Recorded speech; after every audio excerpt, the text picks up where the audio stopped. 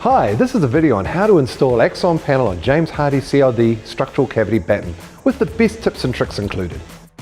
Before you get started, it's important that we have all the correct tools. Axon Panel and James Hardie CLD Structural Cavity Battens to the correct quantity, nail guns and correct specification nails, flexible sealant and adhesive sealant, primer, hammer, dust reducing circular saw with M-class vacuum and Hardie blade, vent strip, and your PPE. Always refer to the Axon Panel Technical Specification for safe working practices. Installation. Install the James Hardie UPVC vent strip at the bottom of all walls and above all openings. Nail at 600mm centers maximum.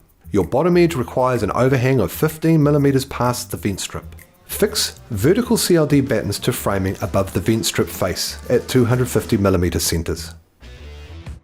Fix the battens at a maximum 600mm centers apart.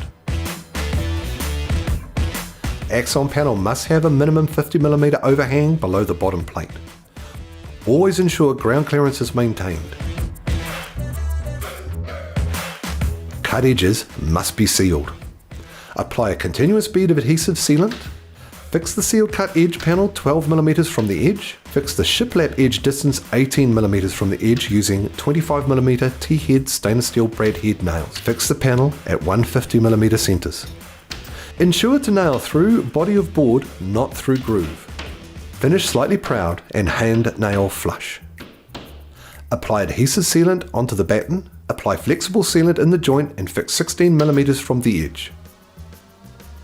Axon Panel must be painted within 90 days. The ease and simplicity of Axon Panel means that you can get creative with your design. You can use 133 smooth, 133 grained or 400 smooth panels.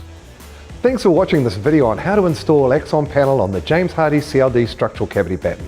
For more information, always refer to the Axon Panel Technical Specification or ask James Hardie.